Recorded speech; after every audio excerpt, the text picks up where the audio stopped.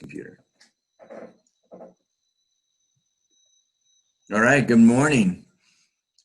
Good morning. Last time we met, we talked about target market extensively, and this morning we got to talk a little more about it. It's really important to narrow down your target market to make your marketing 5 to 10 times more effective. And today we're going to talk about, okay, we have this target market. How do we create compelling marketing copy, what we're going to talk about today can apply to a website homepage. It can apply to a postcard, a flyer, a networking group infomercial or elevator pitch. So these principles apply to all that. I'm going to show you something crazy.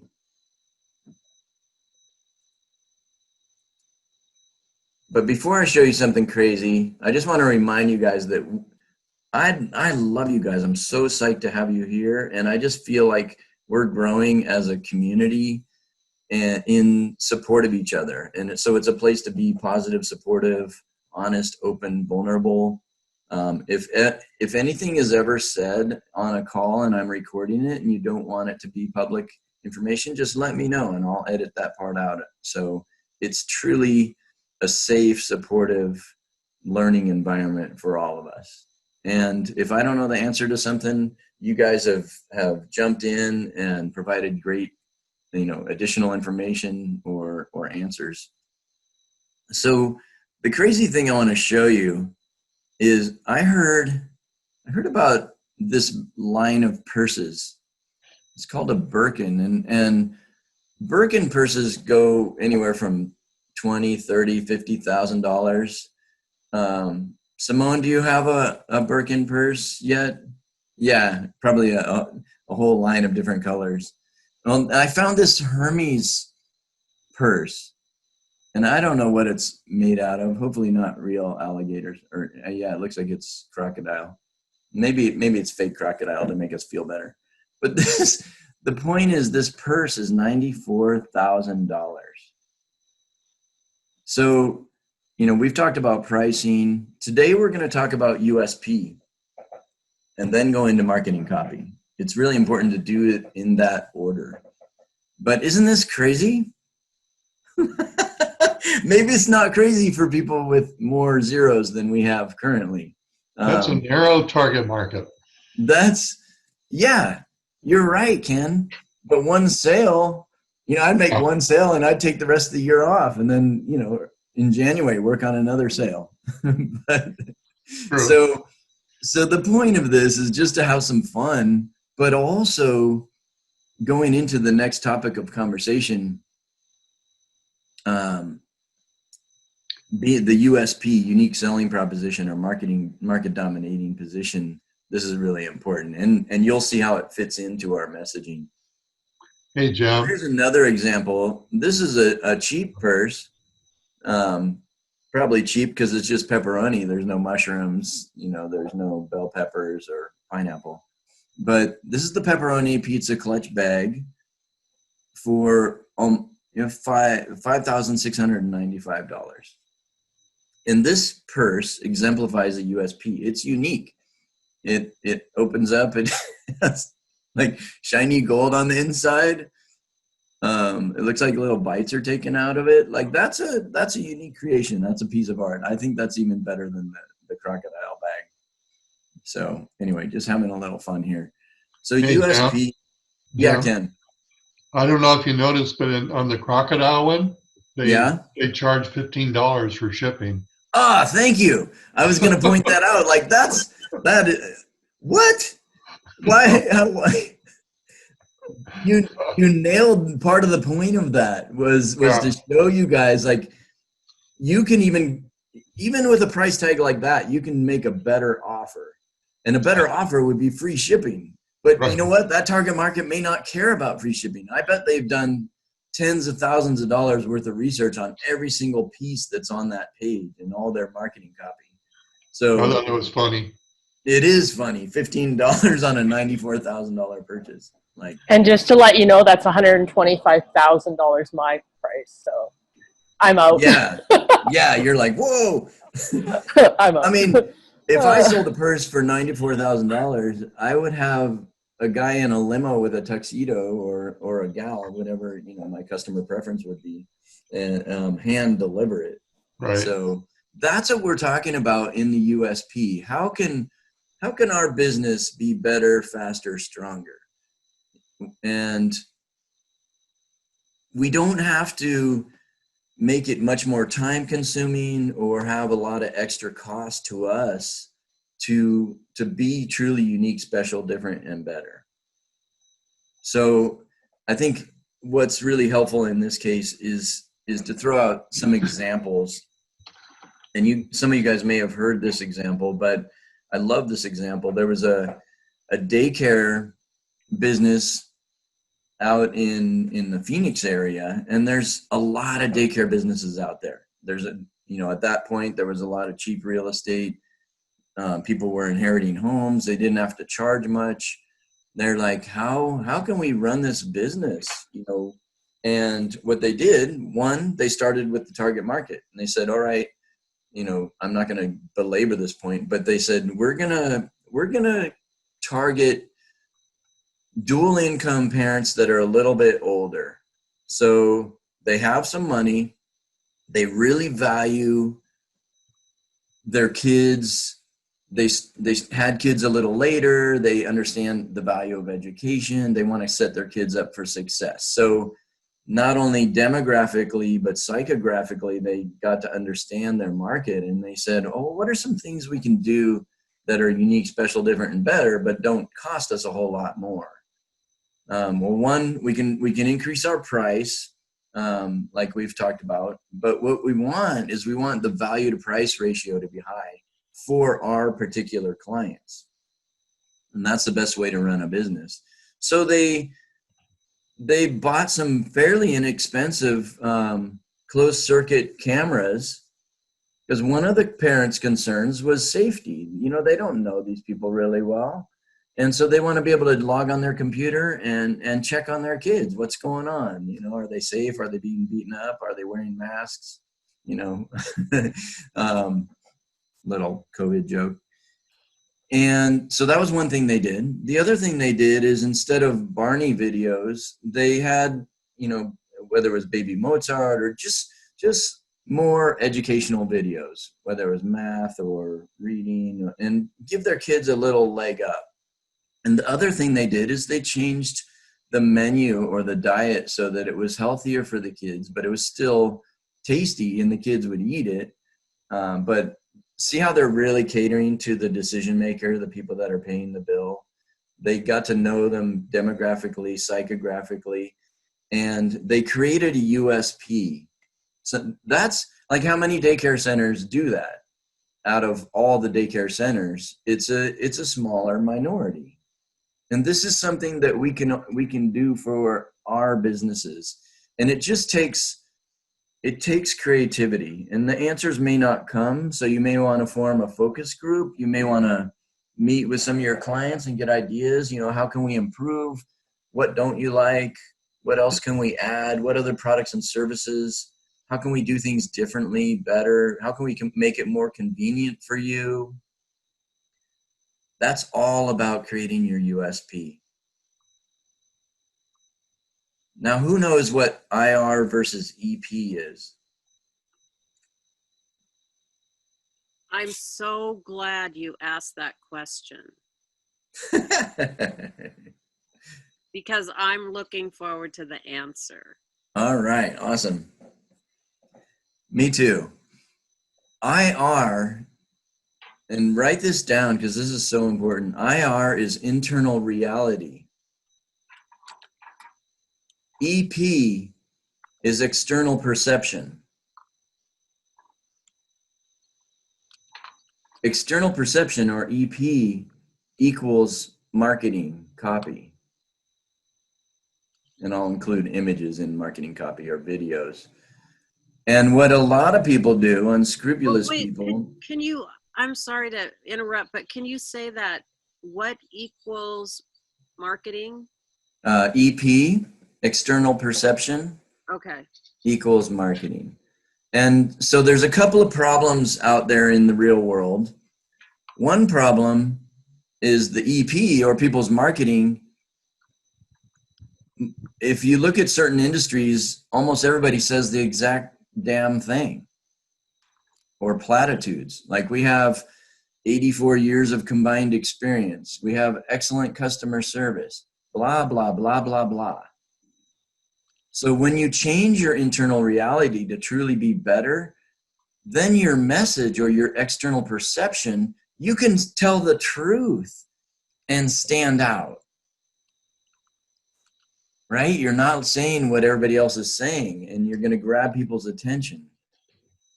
So what I do when I work with clients is I help them truly be better with their internal reality, and then their marketing is easier because they're telling the truth. They're not stretching the truth. They're not exaggerating. They're not trying to sound good. They are good. I love this principle. Do you have an example? Well, the daycare example would be a good one. Rather than just a daycare saying, we're safe. I don't even know what they say. But like plumbers or electricians, tutors, like a lot of people, they'll talk about their own credibility, but almost everybody has credibility. We want to talk about credibility after we let people know what's in it for them and they're interested in us.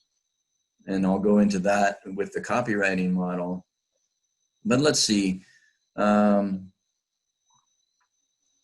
Ken, what's something platitudes that a marketing company might say, since you're building a marketing company? Okay. Platitude, I guess there would be 40 years of experience. Right. Another platitude. Boy, that's a good question. Yeah, they're going to say, we can get you more customers. Yeah, we can get you more customers. We provide the highest level of marketing service. Yeah, good one. And you're challenging my brain this morning. Jim, I don't mind sharing thank an you. Thank you for example. letting me put you on the spot. You always come up with good answers. Thank you. Increase traffic flow. What's that? To increase traffic flow. We increase traffic flow, get better rankings on Google. So it's good to do some. I can share an example, Jim. Great, Stacey. Thank you. That's relevant to this. So, I'm just going to be completely transparent here, right? So I have a sign company. So if you go and you take a look at my website will show you that I can do all kinds of signs. We've got monument signs out there. We've got vehicle graphics. We've got interior signs, a whole host of things. And the reality is yes, we can do those things. But my internal reality is that I'm a newer business. So in many of those things, I may not have actually done one yet. And we'll be working toward that. But I can still make it happen for the customer in a lot of ways because I've got connections and relationships with people who can bring that to reality. But in some cases, I'm not personally doing all of those things from an end-to-end perspective. Okay. Yeah, I think that's also a great example of, saying yes and figuring out how, and getting beyond the catch-22. Like, if you can do it and you can do it with high quality, it's okay to market it. I think from a sign company perspective, well, we'll go into, what would you say is unique? Yeah, River.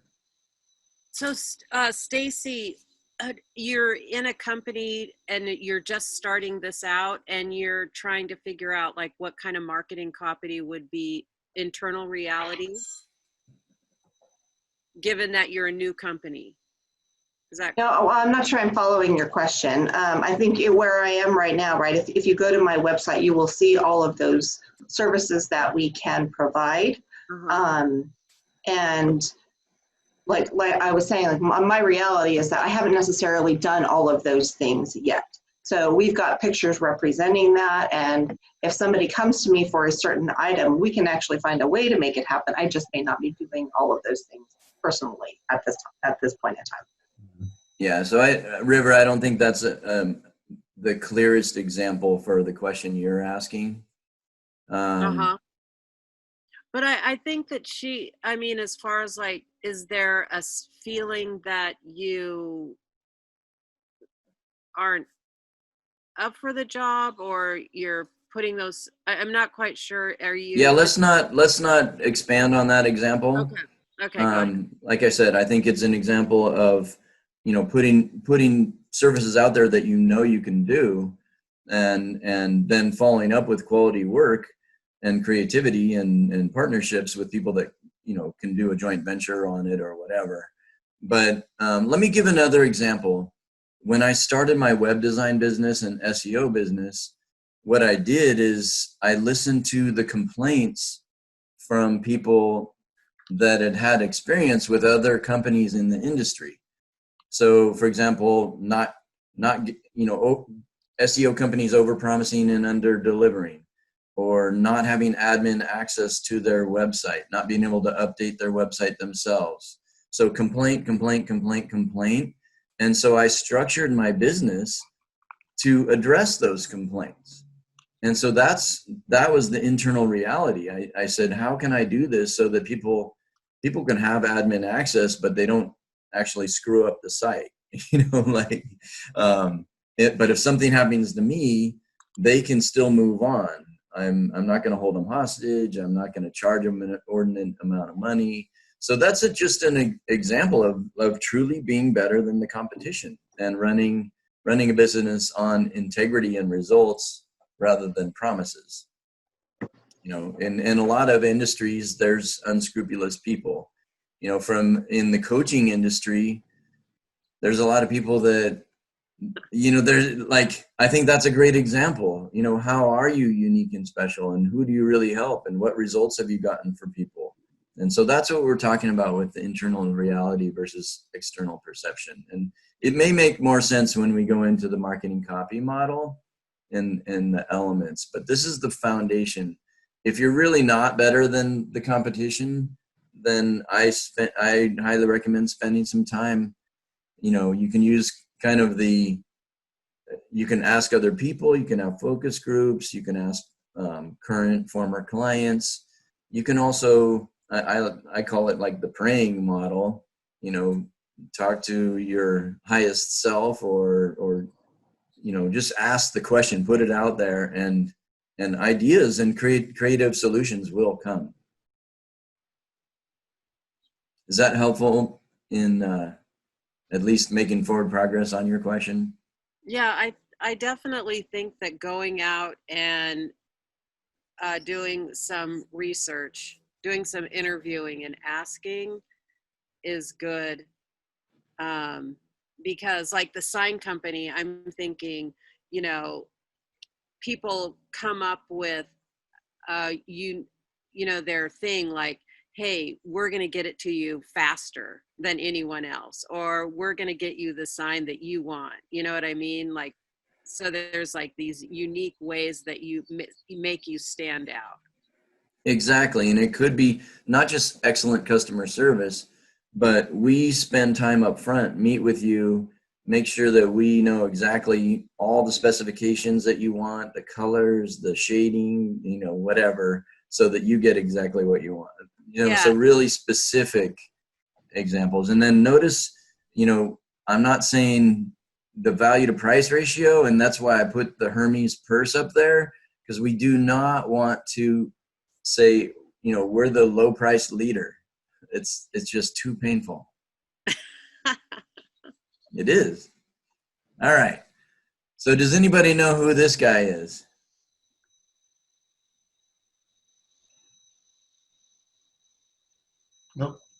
Nope. So his name is Frank Kern. I love Frank Kern. I love Brendan Burchard. I love Russell Brunson. Those guys have done multi-million-dollar launches, and they like, the reason I love Frank Kern is because he looks like a cool surfer dude, right? And like, he doesn't have a care in the world. Well, he is one of the most OCD, anal, data-driven, psychological, neurolinguistic programming experts on the planet. So, but his appearance, and he doesn't have this much hair anymore, so he's gone to a shorter hair model. But if you want to look up more about him, he has a product called Mass Control, and I think he sold thousands and thousands of copies at $2,000 a piece, and it's really good. But his target market, he calls them Porky Pig.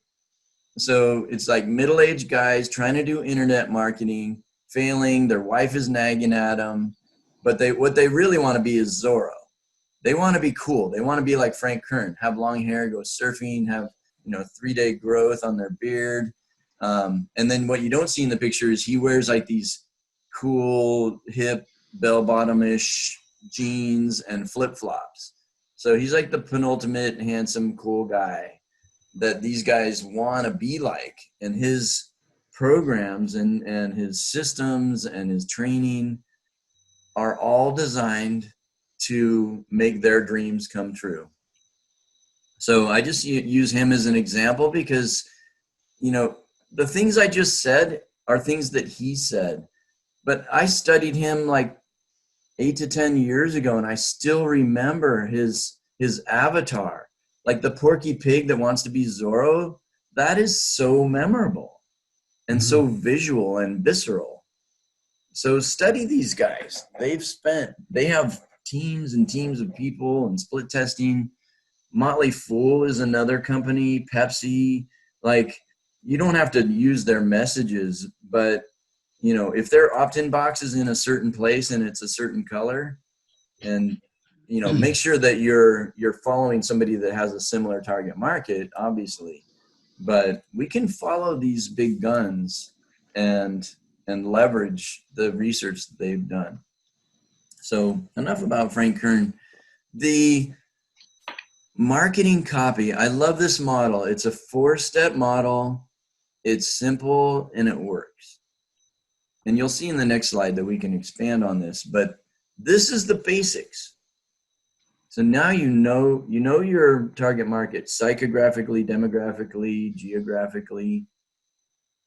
What's the main problem that you can help them fix, or what's the main dream? So how can you grab their attention? It could be a question. Like Got Milk is like, that was such an amazing campaign. So simple. And it built curiosity. So how can you grab their attention? Attention grabbing headline. It's short, it's powerful. And now that when you have your USP developed, you can make a bold statement that kicks butt on the competition. So that's grab their attention. The next is compassionately relate to their problem. Let them know they're in the same place. They're in the right place. You understand. It isn't like, hey, you look fat. I can help you. It's, like really emotionally relating to them and how does it affect them? And it can just be a couple of sentences. Doesn't have to be long. So compassionately relate to their problem. And then the third step is really important. Notice it's not with them. What's in it for me? It's not about you. It's not about me. It's about them. So what's in it for them? What are the results you can help them get? And again, write these down. There are 3 things. What are the results that you can help them get? What are the benefits that they will receive by getting those results? And then what are the emotional shifts that will occur as a result of buying your product or working with you? And those are often nice to portray in bullet points. And then the 4th one is also really important. Who knows what CTA is? Call to action? Yeah, nailed it. The marketing guy. Call to action. So what's important about a call to action? One, it has to be non-threatening. I don't know, the buy this $94,000 purse before someone really knows what it is, that might be asking a little bit much. I think we may. Oh, there's something on the chat. Anyway, sorry for the distraction. So it needs to be clear call to action, just one. You notice a lot of web pages, they're like, read more, learn more. We want as much as possible to just have one call to action, and it's either for something that's in it for them, like a free giveaway, like a join our newsletter is not very compelling. So how can you build a relationship? Have a free consultation. You know, I've gone to having a free ebook for people that's short but super effective, rather than a free hour-long consultation. Does the hour-long consultation have more value, thousands of dollars worth of value? Yes, but I needed to start with a smaller hurdle for them. So that's something to consider, or split test in your business. Try different things. Again, you may not get this exactly right the first time, but this model will help you design it so people don't have to read a bunch of paragraphs. They can just get right to the point. So it's grab their attention, you know, let them know, gosh, I can totally relate to this challenge or this frustration or this problem. And, you know, here, when you work with me, here's what you're going to get. And then here's how to get started. That's another way of saying these 4 steps. Yeah. Now, is this all of it? No. There are other things that we want to include, but those are the main 4. And I really like models of 4 because it just keeps things simple. So what else can we add? Well, overcoming their objections. If people are like, oh my God, you know, these SEO people are just scammers, then I can say something like, yep, a lot of SEO people are scammers. You know, take a look at these graphs, look at these proven results. So how do you overcome their objections? And if you don't say, hey, the emperor doesn't have any clothes, or you don't address the elephant in the room, then your marketing won't be as effective as it possibly can be. So overcoming objections is really important. And oftentimes time and money is what people come up with, but there's a deeper objection. So when you're talking to people, you know, ask them follow-up questions to find out what it is, what's the true reason, what are they afraid of? Social proof, testimonials, testimonial videos, success stories, those are all really helpful, as you know. And some sort of guarantee, could be money back guarantee. One model I like in the coaching industry is let's say I promise, you know, increasing someone's profitability by 20% in 1 year. And let's say we don't meet that objective for some reason or another. Then I'm not going to give them their money back, but I could say, if we don't meet your goal, then I'm going to provide three months of free coaching or 2 free sessions. So your guarantee can be something like that. And then you want an about us page, you want credibility, you know, whether it's years of experience or degrees or, but really this is something that a lot of people focus on up front, but I think it really comes last. It comes last after they know what's in it for them and they're psyched about working with you and they have hope again.